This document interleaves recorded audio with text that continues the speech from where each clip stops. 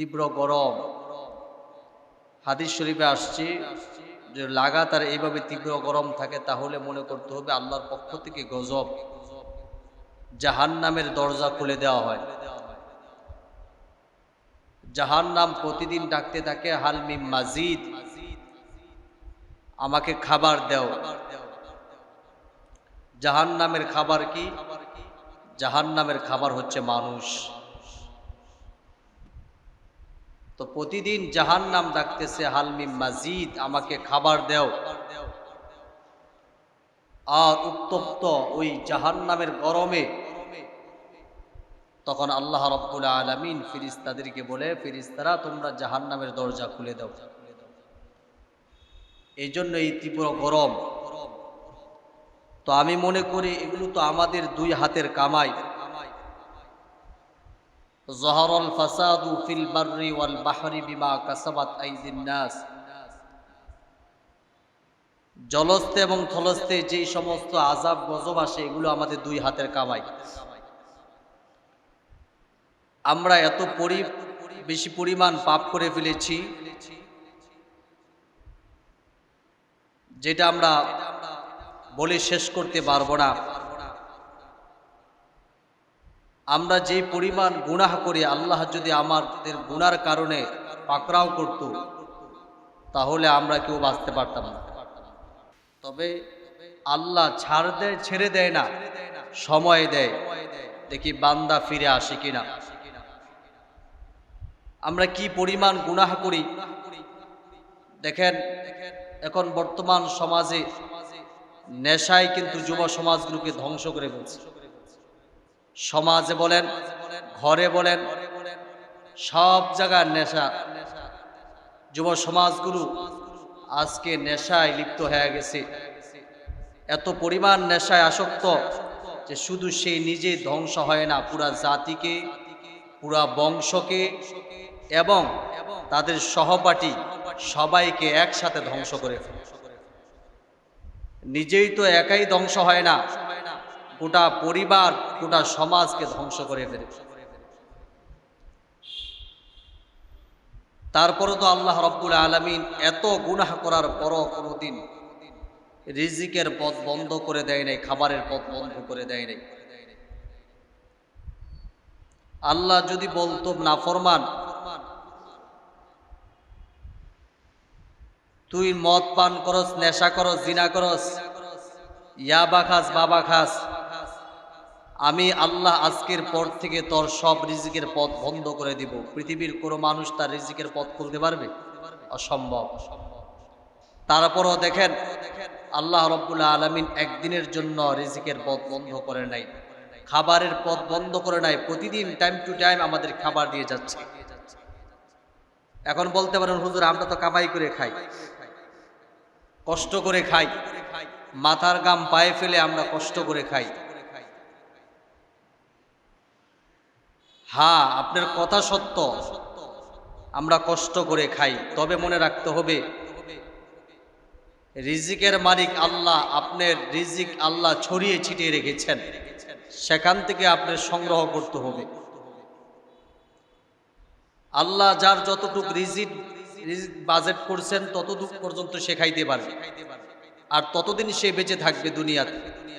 রিজিকের পথ যেদিন বন্ধ হয়ে যাবে, রিজিকের যে বাজেটটা ছিল সেটা বন্ধ হয়ে গেলে আপনার খাবারের সব পথ বন্ধ, দুনিয়াতেও থাকার আর সুযোগ নেই। আজ থেকে কয়েক বছর আগে আমার আপন মামা, উনি আমাকে দেখার জন্য আকুতি মিনতি করলেন যে আমি আমার ভাগিনারে দেখব। আমি তখন মাদ্রাসায় জালালাইন পড়ি। তো মার সাথে আমি আমার মামাকে দেখার জন্য গেলাম। মাদ্রাসার ছুটি পাইছি, তো মা কিছু খাবার পাকাইছে, আর তরকারির ভিতরে আপনারা ওই মেনা মাছ চিনেন কিনা জানি না, মেনা মাছ চিনেন তো মনে হয়, আমাদের দেশে মেনা মাছ বলে, এটাকে মাটির কাছে থাকে আর কি। এই মেনা মাছ খাইতে খুব সুস্বাদু, এটা রাজ। তো মামার জন্য নিয়ে গেলাম। নিয়ে যাওয়ার পরে মামায় দেখে খুব খুশি। কিন্তু দেখেন এত মজার খাবার, উনি হাত দানা রাইতেছে কিন্তু পেটে দিতে পারতেছেন। মুখ দিয়া কোনোভাবেই তার খাবার দিতে পারতেছে না। এক পর্যায়ে মামা বললেন, বাগিনা মনে হয় আমার রিজিকের পথ বন্ধ হয়ে গেছে, আমার রিজিক শেষ। বাস্তব, তারা আমরা হাজারো চেষ্টা করলাম, তার মুখে খাবার দিতে পারলাম না। 2 দিন এইভাবেই না খেয়ে উনি ইন্তেকাল করলেন। তখন থেকে আমি বুঝলাম যে আল্লাহ ওনার হয়তোবা রিজিক যতটুকু বাজেট রাখছিল, রিজিক শেষ। ওনার হায়াত ছিল 2 দিন বেশি, উনি এইভাবে ইন্তেকাল করেছেন।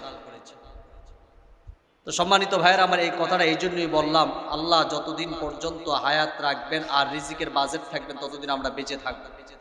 রিজিক শেষ, হায়াত শেষ, এই দুনিয়ায় কেউ থাকতে পারবো না। তো আল্লাহ রাব্বুল আলামিন আমাদেরকে এমন নেয়ামত দান করেছেন। আল্লাহ বলেন, আমি তোমাদের জন্য ছড়িয়ে ছিটিয়ে রিজিক রেখেছি, তোমরা সেখান থেকে তালাশ করে সংগ্রহ করে আনতে হবে। যেদিন আমি রিজিকের পথ বন্ধ করে দিব, তুমি হাজারো চেষ্টা করলে একটা লোকমা, একটা ভাত তুমি কখনো মুখে দিতে পারবে না। কথা বলেন ঠিক না বেঠিক? তো এই জন্য আসুন আমরা আল্লাহর কাছে বেশি বেশি তওবা করি। যে বলছিলাম, যাহারুল ফাসাদু ফিল বাররি ওয়াল বাহরি বিমা কাসাবাত আইদিন নাস, জলস্থে এবং থলস্থে যেই সমস্ত আযাব গজব আসে, এগুলো আমাদের নিজ হাতের কামাই। আমরা গুনাহ করে ফেলেছি, অন্যায় করতেছি, এই জন্য আল্লাহ রাব্বুল আলামিন মাঝে মাঝে আমাদের উপর গজব চাপিয়ে দেয়। দেখেন তো কয়জন মানুষ আমরা আছি নামাজ পড়ি, কয়জন আছি? মসজিদের মিনার থেকে আজান হয়ে যায়, পাশ দিয়া চলে যায়, আছে না? মনে হয় যেন সে বুইরা আঙ্গুল আল্লাহকে দেখাই দিল। আল্লাহ ডাকতেছেন মুয়াজ্জিমের মাধ্যমে, আল্লাহু আকবার, আল্লাহু আকবার, আল্লাহ বড়। হাইয়া আলাস সালাহ, হাইয়া আলাল ফালাহ, কামিয়াবির দিকে আসো, কল্যাণের দিকে আসো। কিন্তু আমি আপনি মসজিদের পাশ দিয়ে যাই, আল্লাহকে বুইরা আঙ্গুল দেখায়। এই তো আমাদের অবস্থা। তো আল্লাহ গজব দিবে না কেন? আল্লাহ আমাদেরকে 5 ওয়াক্ত নামাজে ডাকতেছেন, আমরা মসজিদের পাশ দিয়ে যাই আমার নিজের জরুরতের কারণে। আমি দুনিয়ার বাহানা দেখাইয়া চলে যাচ্ছি, কেমন জানি আল্লাহকে বুইরা আঙ্গুল দেখায়। তো আল্লাহ তো আমাদেরকে বাঁচাই রাখছেন, এটাই তো শুকরিয়া। তাই বলবো, গুনাহ ছাড়তে হবে আমাদের। গুনাহ ছোট হোক বড় হোক, আগেও বলছি আমরা কখনো করব না। আর নেক ছোট হোক বড় হোক আমরা ছাড়বো না। এই ওয়াজটা আমি মাঝে মাঝেই বলি, প্রায় জায়গায় বলি, তারপরও আমরা দেখেন গুনাহ ছাড়ি না। গুনাহ নিয়মিত করেই যাচ্ছি। সমাজে গুনাহ করতে, সমাজের অনেক যুব সমাজ আছে গুনাহ করতেছে, গুনায় লিপ্ত। আমরা কয়জন যুবক আছি নামাজ পড়ি? কয়জন মুরব্বী আছি নামাজ পড়ি? সমাজে কত মানুষ, অনেকে আছে শুধু জুমার নামাজ পড়ে, বাকি যেই সারা সপ্তাহ আছে নামাজে আসে না। কেন ভাই? মরণের একটু চিন্তা করেন, আল্লাহর কাছে কি জবাব দিবেন? আমরা নামাজ পড়েও তো ভয় পাই, আল্লাহর কাছে কি জবাব দিব? আরে নামাজ কবুল হয়েছে কিনা আমি তো জানি না, আমার ইবাদত আল্লাহর কাছে কবুল হচ্ছে কিনা আমি তো জানি না। কিন্তু আপনি নামাজ পড়েন না, আপনি কিভাবে আল্লাহর তৈরি জান্নাতের আশা করেন? মরণের চিন্তাও তো আসে না। এজন্য গুনাহ হলে আমরা সাথে সাথে তওবা করা, আমল বাড়ায়া দেওয়া। মুমিনের প্রতিটা কাজ আমল। আপনি ঘুমাই দিয়েছেন, সেখানে সওয়াব লিখতেছে। আপনি গাড়িতে উঠতেছেন, সেখানে সওয়াব লিখতেছে। আপনি বাথরুমে ঢুকছেন, সেখানেও সওয়াব লিখতেছে। আপনি খানা খাইতেছেন, সেখানেও সওয়াব লিখতেছে। ঘুমাই রয়েছেন, সেখানে তো আমল করার কোনো সুযোগ নাই, সেখানেও আপনি সওয়াব লিখতেছেন। তবে কিছু আমল করতে হবে, যে আমলগুলো যদি আপনি নিয়মিত করেন, ঘুমানোর সময় ওই আমলটা করেন, খাবারের সময় যদি খাবারের আমলটা করেন, গাড়িতে উঠেছেন যদি ওই গাড়ির আমলটা করেন, তাহলে অটোমেটিক একজন ফেরেশতা আছে আপনার ডাইন পাশে, এই ফেরেশতা আপনার আমলনামায় আমল লিখতে থাকবে। সুবহানাল্লাহ।